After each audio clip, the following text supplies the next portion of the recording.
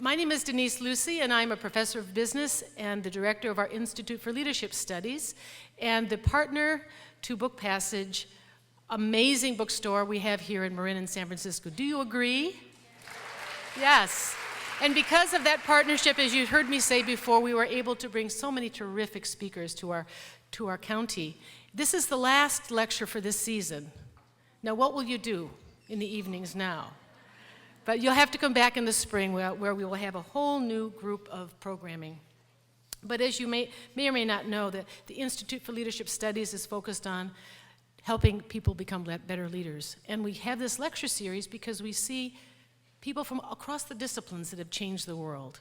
So please let me introduce Richard Stone, the chairman and co-founder of Private Ocean Wealth Management. Richard has been in the business of wealth management for over 40 years. And he has received the Charles Schwab Impact Leadership Award for lifetime achievement. He's a trustee of Dominican University, I'm proud to say, and without his support and his colleagues, we could not be here tonight. Please welcome Mr. Richard Stone.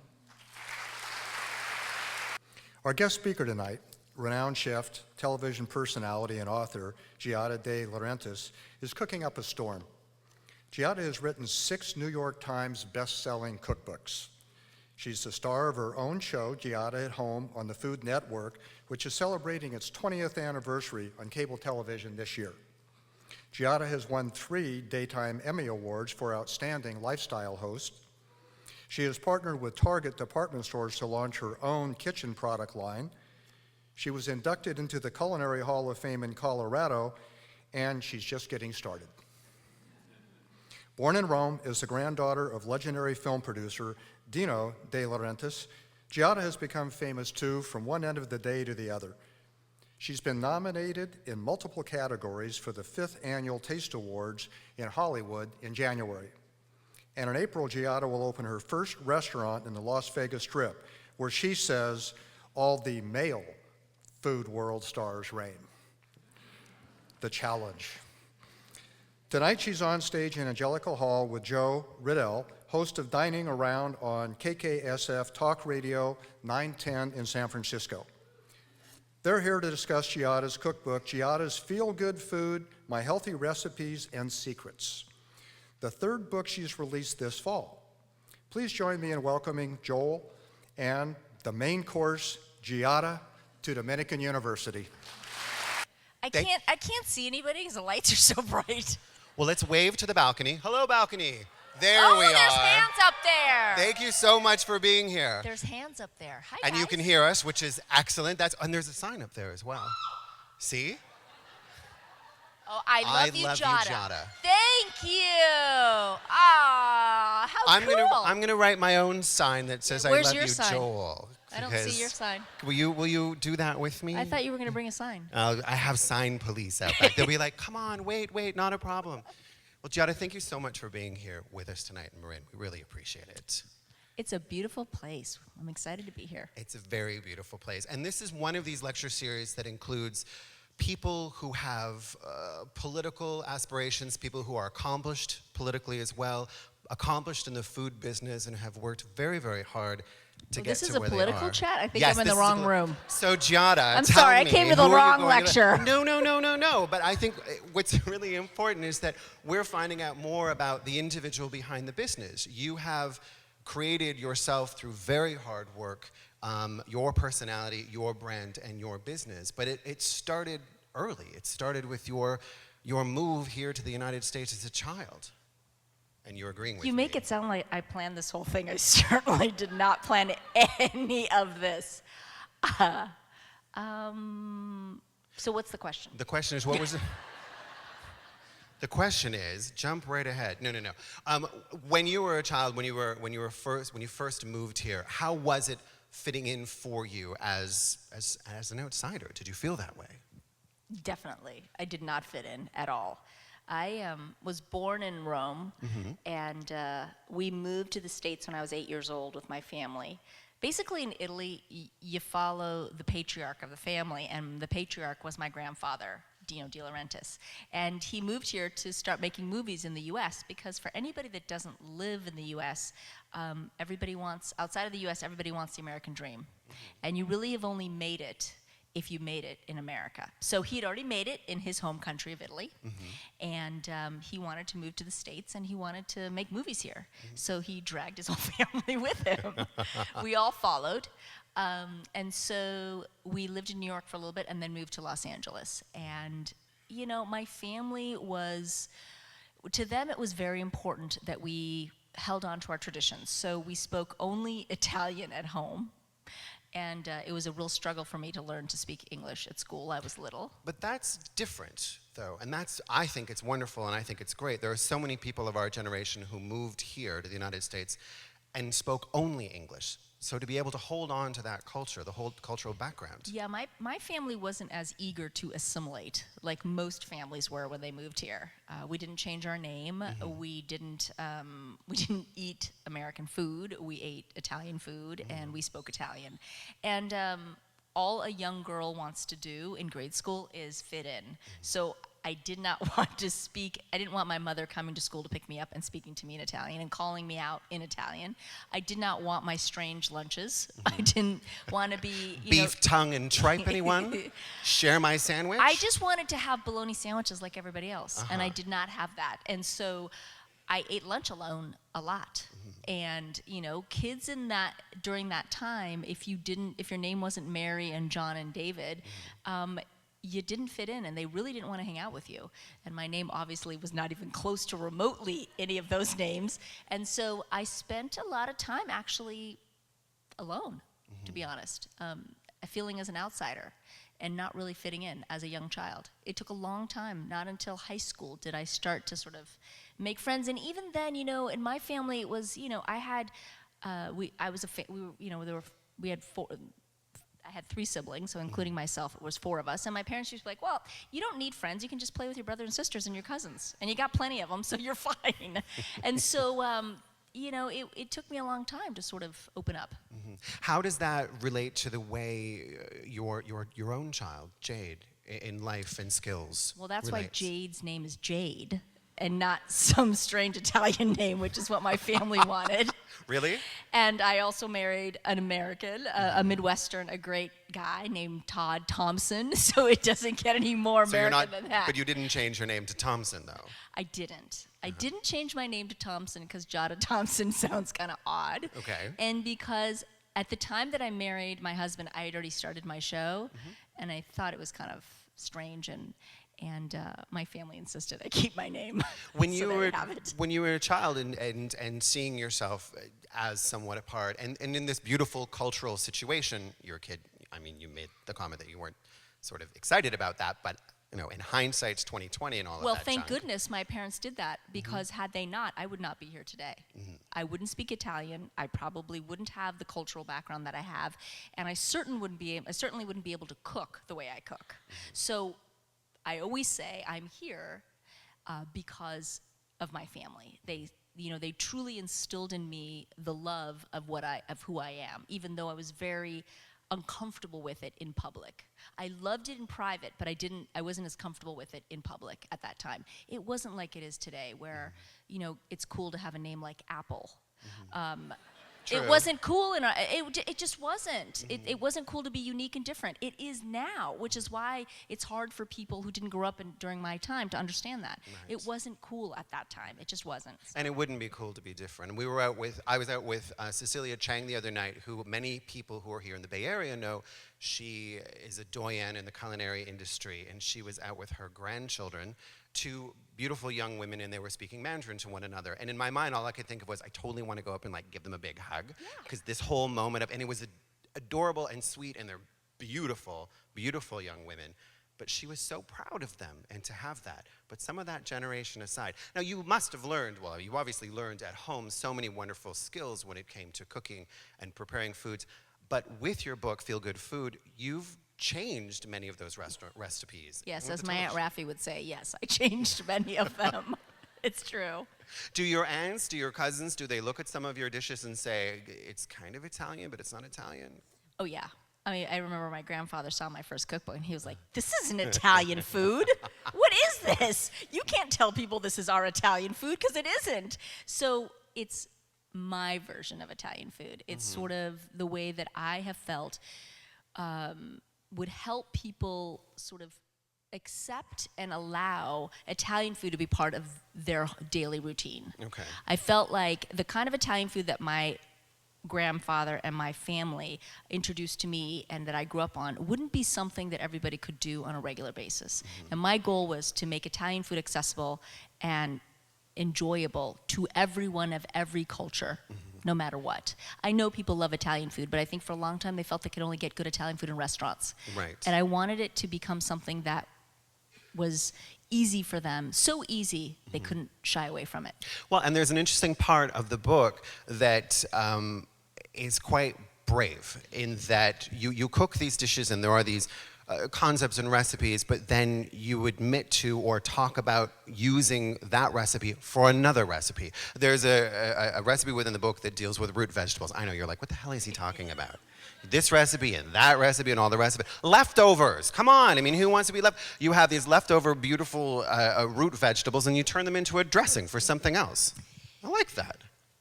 I've always felt that nobody wants to cook every single night. Am I right or am I wrong? As much as you love cooking and love food, no one wants to do it every single night. What you want to do is you want to cook 3 days, maybe 4 days a week. The rest of the days, you want to be able to use whatever was left over, recreate a brand new dish very simply, but not start from scratch. That is my goal, because guess what? That's what I want to do too. As much as I love to cook and I love to eat, I don't want to cook every single night. Some nights I just want to take what's left over in the fridge and recreate it into something simple and delicious for my family that they didn't realize that I used leftovers to do it. And that's where the root vegetable came in. I had made a root vegetable dish and I was racking my brain to try and figure out how I was going to make a light dish the next night. I turned the root vegetables into a dressing and and I dressed salad and I dressed pasta, I dressed lots of different things with it. So I recreated it into a new dish, but taking leftovers. And I think that that's kind of fun. I think it's fun too, and I think it's really exciting that you would do that, because having those moments or saying, I'm not going to have to do this every single night. You have a child at home and you have a family and you have businesses and work and all of the rest of it. And recognizing that other people in the world do as well, and then putting that within the book is very important, I must say. I'm a working mother, like many, many other people are working fathers or mothers or parents. I'm looking for the same tricks that everybody else is looking for. So it's my job to help you in the food, in the cooking department. And then there's other people to help you with the other tips of the other departments. It's a job that I do that I love, but it's a job just like everybody else has a job. I just want to be good at my job like everybody does. And we love the way you do it, absolutely. How do you applaud? Applause time. Okay. So outside of cooking at home, you have a busy schedule. You have to do things and you're out at restaurants. What would be your tip to staying healthful when you go out to restaurants, when you're on the road, this sort of thing? Talk about it in the book. You know, I've been on the road for 2 weeks now, in and out of cities, one night in each city. Sometimes we cover 3 states in one day and never actually spend the night in a city. Yeah. So staying healthy is very tricky. I wash my hands a ton. You know, I do yoga. I do yoga even on the road in the mornings, even if it's for 5 minutes. Ashtanga, Hatha. Jata yoga. Jata yoga. I don't know. I don't really Swami know. Jata, everybody. You know what the funny thing is I don't actually know a lot of what those types of yogas are. I just do a lot of stretching. That's how I got into it, is stretching. I really needed to stretch. And so I do sun salutes. I do like 5 or 10 sun salutes just to kind of breathe, because the breathing becomes difficult when you're hunching over signing books all day long, and I don't have the best posture, so I try to just be able to get oxygen in there. Yeah, I know, that's part of it, right? Just trying to sit up straight. And if I can do it, I like to do like 3 to 5 minutes of meditation in the morning. Even in bed, my sister is a masseuse. So she introduced me a couple of years ago to a 5-minute meditation where you just put your my earphones in, and I listen to this lady. I don't know who she is, but they walk you through this little meditation, and it's kind of very relaxing and very sort of centering, because this job you can kind of lose yourself a little bit in a job like this. You know, when you have so many people coming through a line, 500 people at a time, coming through telling you how much they love you and all this stuff, you can kind of lose yourself in this, and you can drink your own Kool-Aid. And that one thing I've always said to myself is I don't want to drink my own Kool-Aid. So these meditations it's true though. You've all seen it happen. So I don't want to do that. I don't want to do that. So the yoga and the meditation and the acupuncture, all that stuff really helps sort of keep me in line. And my Aunt Raffi and my husband and all those people in my family help keep me very grounded and sort of real. I was out at the Napa Valley Film Festival last night, and there were a number of people on stage. I was in the audience watching a group of these actors talk about their own craft. Each and every one of the actors had a family member in the audience, and I thought that was really remarkable and fantastic. And it was that, well, why don't you ask my dad? He's over there. And I was like, oh my gosh, the amazing concept of being so grounded and having that family moment. But those are the moments that keep you real. Those people in your life, they're the ones that kind of remind you, like, hey, like my aunt, like, what are you talking about? You're still that little 5-year-old. Just remember that. You're not who you think you are. You're just that 5-year-old. And that kind of helps you to sort of put everything in perspective and realize this is a job. It's just a job. I love my job. I'm lucky to love my job, but it's a job just like everybody else. You've worked through many positions within your career. You've worked at restaurant Spago. You've worked with your own catering business and in television with books and all of the rest of it. How did the catering business affect the way you cook? The catering business sort of taught me to make a variety of foods and dishes quickly. I was cooking for several families at one time, and I had X amount of time to shop and cook and deliver every day. So I had to make the most of my time. And so you would see like 5 or 6 dishes going at the same exact time. And I'd portion it out correctly so that every family got the right amount of food. Because at the end of the day, if you don't do your calculations right, you don't make any money. You're basically cooking for free. So it was very, very strategic, and it really helped me to sort of figure out what my time was worth later on. But that affects, I'm sure, when I read the cookbook and when I read your other cookbooks, you talk about portion size and portion control, but that's an important part of being healthy, is not eating too much. I always say to people that I don't believe in diets. The word diet alone is just, it's just not a word that should be used, because it just really just means deprivation to most people. And I don't think depriving yourself is the answer. The answer is not overeating, and that is something that culturally here in the US is difficult. And it's difficult because everybody migrated from somewhere else many, many years ago, and Italians included. They didn't have a lot. That's why they came here. When they became successful here, the best way to show people how successful you are is not to make small little meatballs, but to make giant meatballs, because you can afford a lot of meat, and a lot of meat means you're rich. And so that has carried on in the restaurants of all you can eat for $5. And so now everybody can have, everything, and in turn, it has caused a real problem. Right. And so now I think we need to go back to the way we used to eat, which was, smaller portions. And I think that you can eat anything you want. You just can't eat a lot of it. So a little bit of everything and not a lot of anything. And that's kind of how I grew up, and that's sort of the whole theory behind Feelgood food. Well, and with Feelgood food, you have recipes for things that include snacks, things that are on the go, things that you don't have to necessarily eat at mealtime as well. And that's important. I don't eat big meals. I really don't. I couldn't possibly do this job and have the energy if I ate big meals. So I eat a lot of little meals. So I'd say probably 5 little meals a day. And that sort of keeps my body running well. Your body can't break down that much food at one time. We think we can because we stretch our stomachs, but really it can't. And what it does is it just slows you down. It slows your mind down, it slows your energy down, and I can't afford to do that. I can't afford it when I have a 5.5-year-old and a job, and I have to keep going, and I have, I have to be on all the time. I have to have that energy to do that. The only way to do that is to eat small amounts of food. So I will get hungry at random times of the day, and I have a little baggie filled in my purse with almonds, a little trail mix, my crispy garbanzo beans, popcorn, whatever it is that I don't have to refrigerate, that I can just pop in my mouth a little bit and I'm good to go to give me energy. So we're going to ask the audience if they have any questions. We did have some cards that some people filled out already. Yeah, but we I said, decided- I want to see people's faces. Can I I'm you? Connor. Hi, Connor. Hi. I was just wondering what your favorite region of Italy is. Did you hear that up there? Yes, awesome, thank you.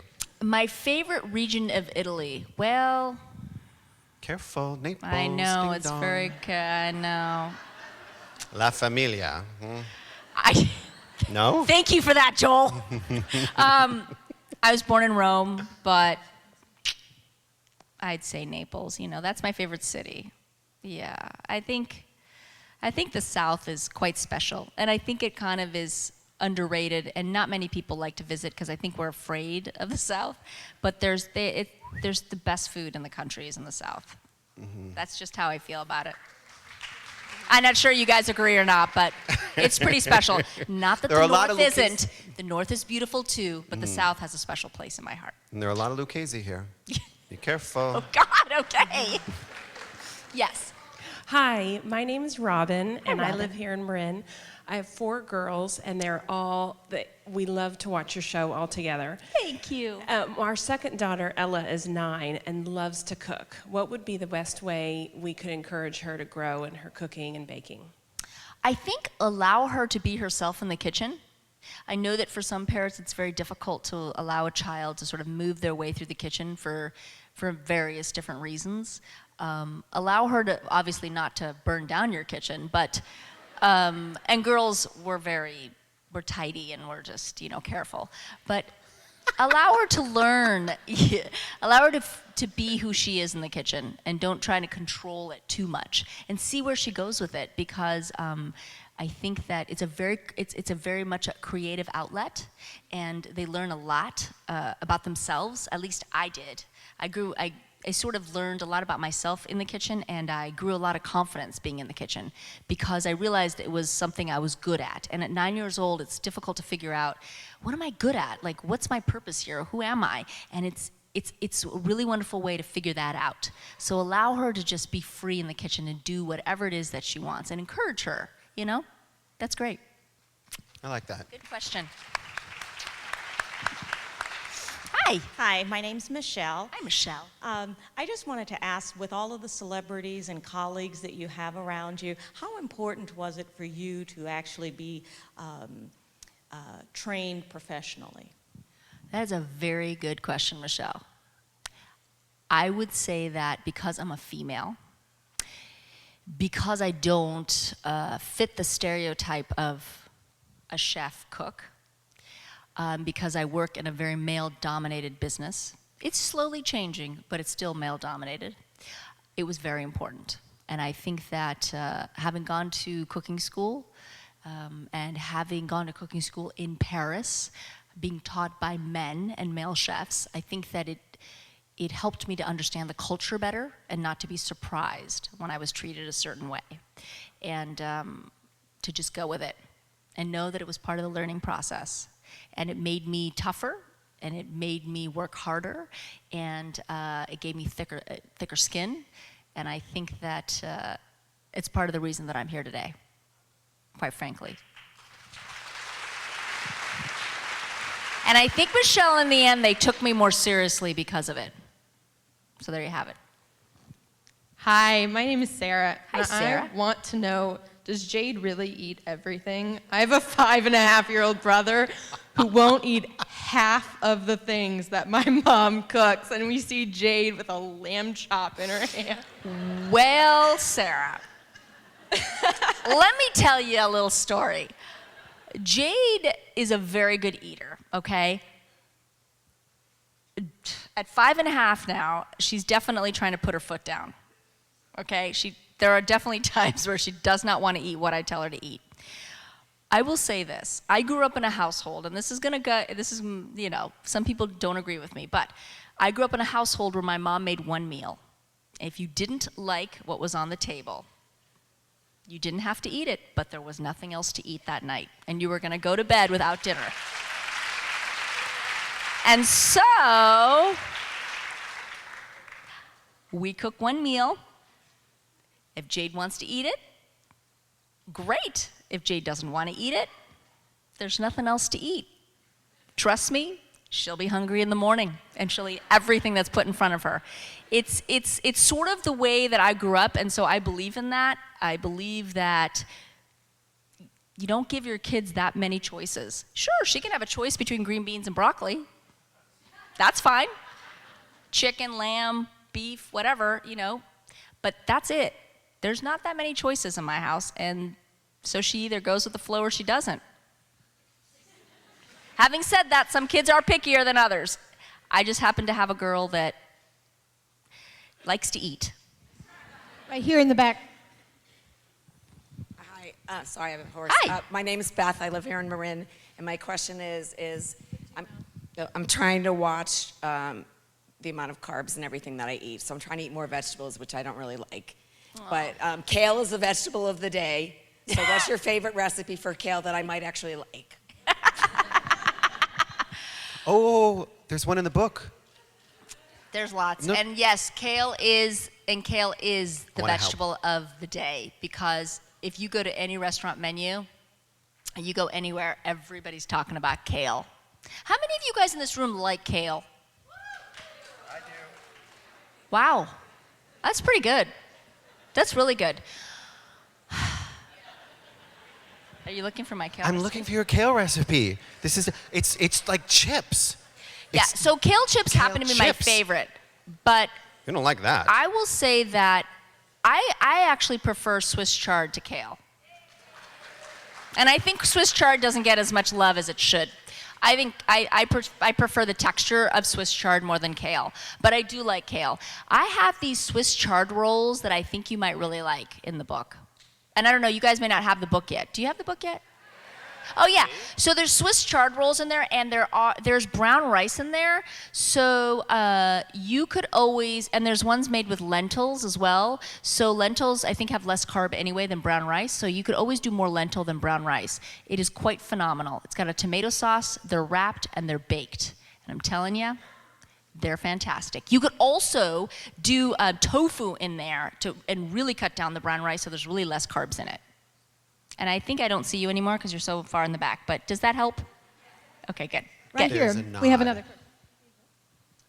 Hi, my name is Addison.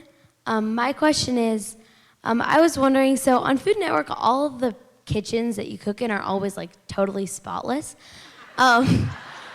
And my kitchen doesn't usually look like that. So I was wondering, do you constantly have to stop and like start and clean and like unclean stuff? Addison, how old are you? 11. Yeah, I love it. I love it. Okay. Well, Addison, that's a great question. I am OCD, so I clean up after myself constantly. In fact, some of the other chefs will say that, you know, to an annoyance because I'm constantly cleaning. So I clean as I go.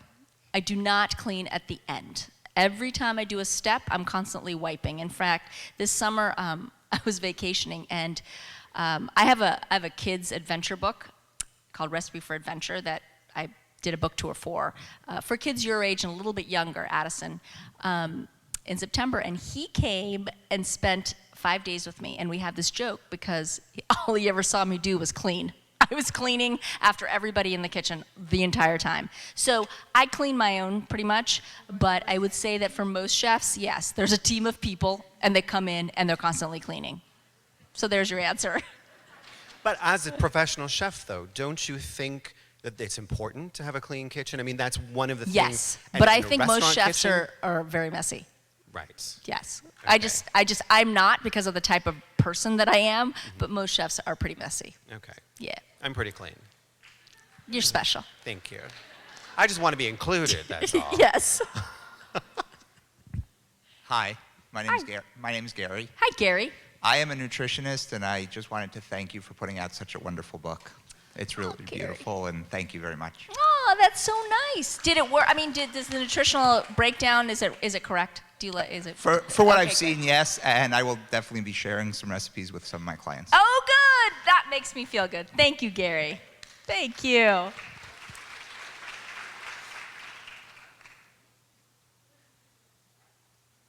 Oh, how old are you? 5. You're 5? 6. Oh my goodness! Oh. What's your name? Natalie. Hi, Natalie. What's your question, my love? What is your favorite thing to cook? Well, I think that one of my favorite things to make in this book, believe it or not, is going to be my chocolate fig bites. It's figs, dried figs. You put them in the food processor with a little bit of almond butter. Then you make them into like little balls like meatballs, and then you dip them in melted chocolate. And then you just put them in the fridge for like 20 minutes, and you can put a little sea salt on top if you want. They're quite divine. And you might like them. Should I run upstairs to the balcony? Yeah. Okay, Run. Let's see you do it. Are you kidding me? Go, Joel, go. I have Joel's to gonna take go a break, up but there Giada's so we gonna can host so you. you guys in the balcony can ask some questions. Sound good?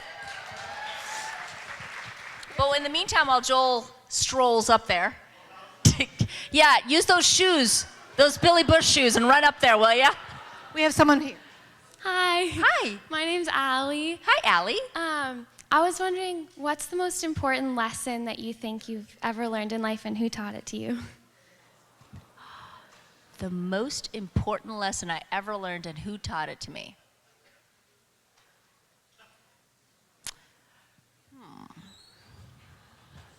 I think that the most, oh, that was fast, Joel. I think that one of the most, that's so hard. You know, I think a long time ago, my grandfather said to me that, that I had a beautiful smile, and that if I just smiled a lot, it would get me through everything. So when I have had a hard day, you will see I smile a lot. So I've just made it sort of my thing to always smile.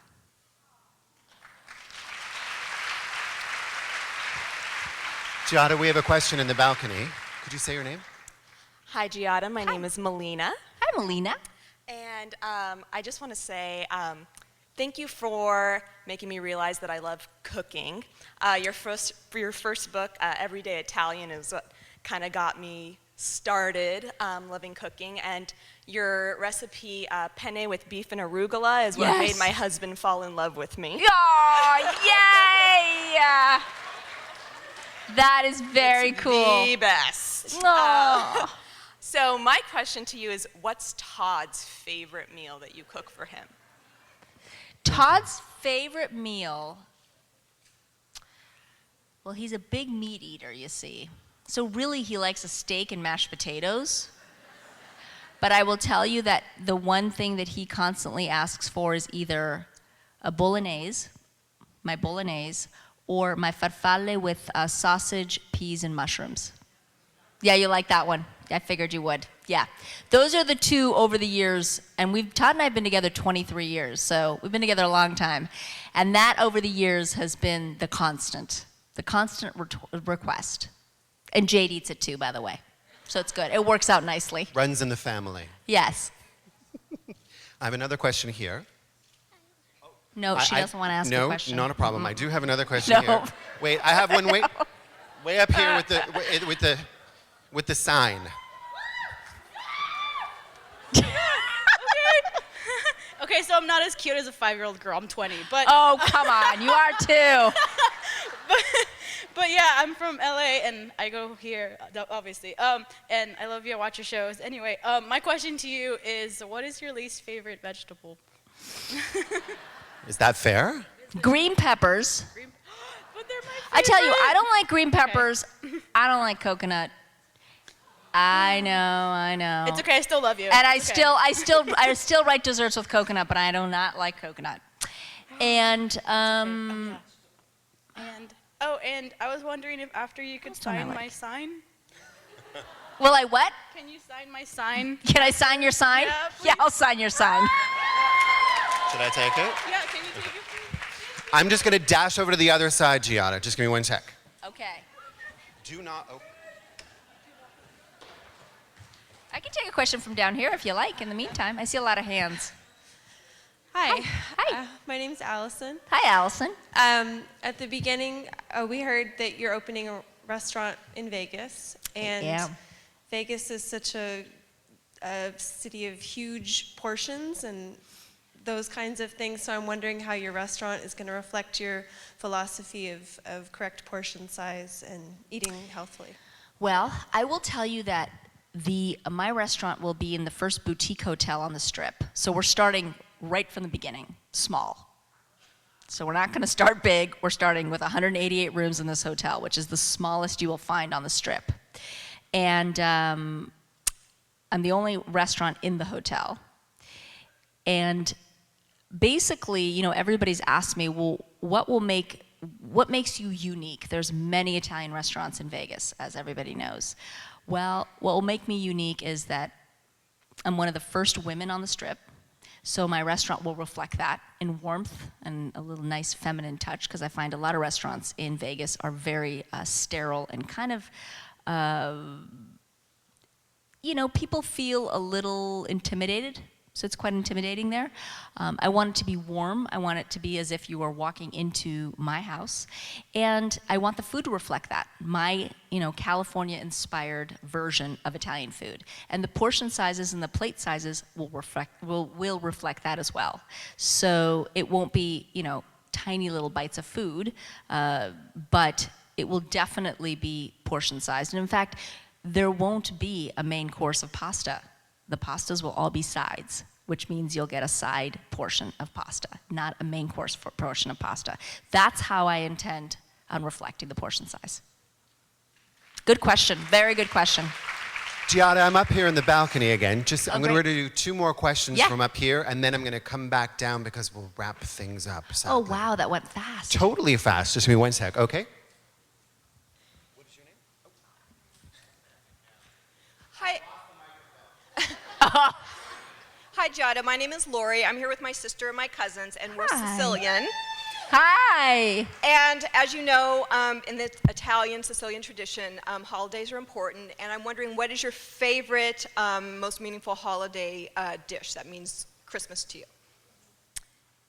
Wait, so what's my favorite holiday tradition at Christmas? As far as food. Oh, as far as food. Well, Christmas is the biggest holiday, basically, for Italians. And especially for my family, it's the one time a year we all get together, which means there's like 35 of us. And Christmas Eve is our big dinner, obviously.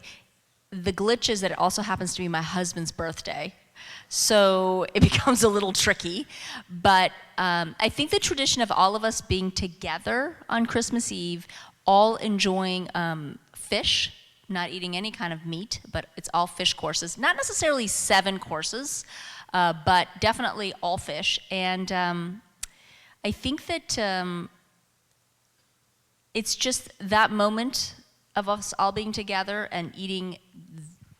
It kind of changes what exactly we eat fish-wise, but all fish, all of us together, and that tradition alone, and opening our presents on Christmas Eve, that is sort of the special moment for my family, and something that I'm trying to pass down, obviously, to Jade. Good question. Thank you. And Giada, one more question from up here in the balcony. Hi, Giada. My name's Taylor. Hi, Taylor. My mom's actually asking me this question through the phone because she loves you so much. And I'm a business student here at Dominican, and this is kind of from a business perspective. Okay. My mom wants to know how to balance being such an attractive, beautiful woman, and also trying to be taken seriously, especially as a chef. I say that there's a lot of men, and you're attractive, so how do you be taken seriously? That's a very good question, actually. Something that I think a lot of women deal with on a regular basis. And it's you walk a fine line, I will tell you that. I think for a long time in the beginning of my career, it was very difficult to be taken seriously. And I was heartbroken when certain people that I looked up to would not take me seriously and would repeatedly mention the fact that I became popular for certain assets that I had. And so I felt that in the end, the only way to prove them wrong was to outlast a lot of them. And that it would take time, and I had to be patient, but I could do this, that if I just continued to hone my craft and continued to be good at what I did and get better and learn and practice, that in the end, I could show them that I was more than just an attractive face or someone who, looked like, I just remember the very beginning Food Network, when Everyday Italian first started, they said to me they were getting a lot of emails from people who would say, oh, well, you hired some kind of actress model to pretend like she could cook so you guys could get ratings. And it was heartbreaking for me, especially because of the family I come from. And it took a long time, but 11 years later, I'm still here. And little by little, it got better and better and better. And I think that now maybe more people take me seriously. They can't believe it, but I'm still here.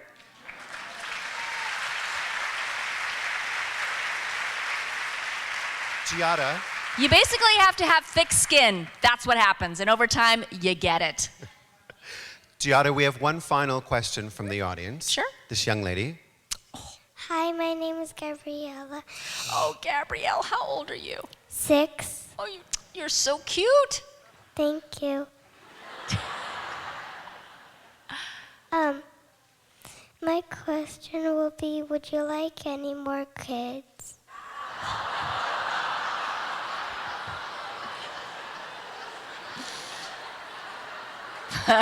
Well, Giada, Gabrielle, that is a question I got today from my own daughter, so that isn't that far from the truth.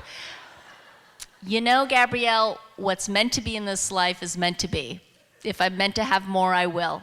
If I'm not, then I'm blessed to have a phenomenal little girl.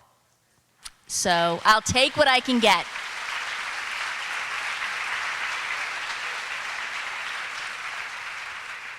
Giada, I've been told Are you going to wrap it up from down there? I'm not going to wrap it up from now. I'm going to ask for one or two more audience questions. Great. Before we wrap things up. Fabulous. So I have a woman here. Yes. Hi, Giada. I love your book. I've already scanned through it and ready to start cooking. I wanted to ask you, for your restaurant in Las Vegas, will you be sourcing organic foods and humanely raised animals, and what are your thoughts on that? Thank you. That's a very good question. And that was one of my first questions when I signed on to do this deal. And the answer is, we're going to do the best we can do. It's a 350-seat restaurant, and I'm also responsible for room service. So it's a huge undertaking for me. We are going to do the best that we can. It will be operated by Caesar's Palace, the folks at Caesar's, and they do believe in sourcing that kind of stuff. So to the best of our abilities, the answer is yes. And it's my understanding that it's a wonderful, positive, yet monstrous corporation to work with. Yes, there it are is. lots of moving parts. There are and lots a of people bajillion moving parts. to educate and speak with as well. Yeah, so, I think that the most important thing for me is consistency over time. Yeah, will the food be great the first 6 months? Sure. But will the food be great 5 years, 10 years down the line? That's what I want. Yeah. Hi, my name is Charlotte. Hi, Charlotte. And I was wondering what you feel there's a difference between whole wheat pasta and regular pasta. What the difference is? Yeah. Whole wheat and regular pasta? Well, it depends. If you're gluten intolerant or you have to eat gluten-free, neither one is going to work for you. If you don't have those kind of issues, then it's a texture thing, I mean, at the end of the day, a lot of the wheat in this country, white or dark, is all the same, unfortunately. So it's a little bit healthier, and it does have a different texture to it than regular white pasta has. And at the end of the day, I truly believe that, and you will see this reflected in the book, I believe that we shouldn't eat the same things every day, regardless. Can you eat white pasta? Sure. Can you eat wheat pasta? Sure. But you should also be introducing other kinds of flours: brown rice, lentil, quinoa, corn. You should always be changing it. We should never be eating the same foods constantly, because that's how we end up with allergies and all that kind of stuff. So just vary your diet as often as you can. Can you eat pasta? Yeah, you can eat pasta. Don't eat a lot of it, and try different pastas made of different flours, okay, and different grains. My daughter eats pasta. A lot of kids do. They love it. But she eats brown rice pasta. She eats quinoa pasta. She eats pasta made of corn, sometimes made of potatoes, sometimes made of semolina, sometimes made of wheat. And I'm constantly changing it so that it's a varied diet. And I think that that's the most important thing. And it probably does not answer your question. Do you like wheat pasta or white pasta? You do like wheat pasta. Good for you. So now that you eat wheat pasta, sweetie, you could switch and try also a brown rice pasta. You'll never know it's brown rice, but it has a nice texture to it, and it'll give your body something else to enjoy. Okay? Can we have that with your bolognese sauce? Absolutely. All right. Absolutely. I will have the pasta. Absolutely. Yeah, I like that idea. Sir? My wife is a terrific cook. What's your name? Franco. Franco. Luigi. Luigi. Vicino. Ah, sei italiano. Bravo. No, I'm from Venice.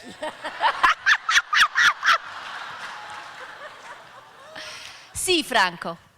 Mia moglie è una cucina benissimo, però io ho una paura di cucinare. Ma va bene che c'hai paura, perché cucina lei. So he said that his wife cooks beautifully and loves to be in the kitchen and is a great cook, but he is terrified of cooking. And I said, you don't need to cook. You can be terrified because your wife's a great cook and you only need one person to cook. But she's tired of cooking for me. Ah, now, that's a different situation, Franco. She's tired of cooking for you. Well, are you not fun to cook for? I'm sorry? Are you fun to cook for? Meaning, I do you eat enjoy everything. what she makes? Oh, or you... absolutely. I eat everything she puts on the table. Does he? And so why don't you But like to cook anymore? I would like to help out, and I'm terrified. So what's an entry level? Well, how about you May don't I answer that? Yes, go ahead. Reservations. Yes.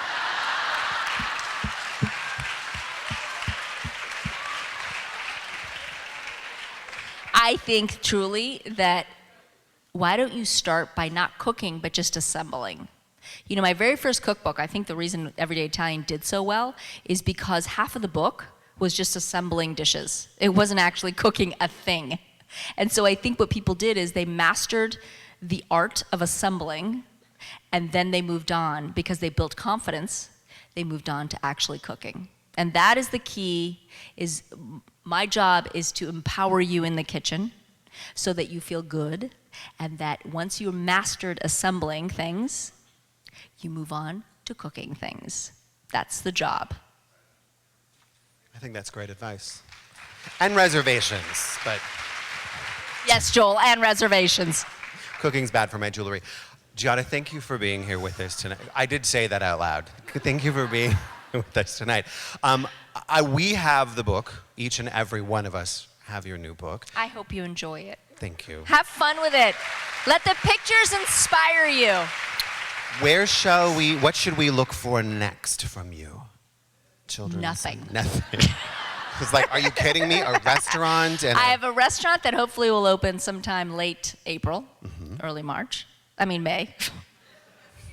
I have the third installment of my kids' book, A Recipe for Adventure, that comes out in January, and this time the adventure will be in Hong Kong. And more shows. I start shooting Food Network Star soon. Fabulous. I don't know. Thank you. One day at a time. I don't know.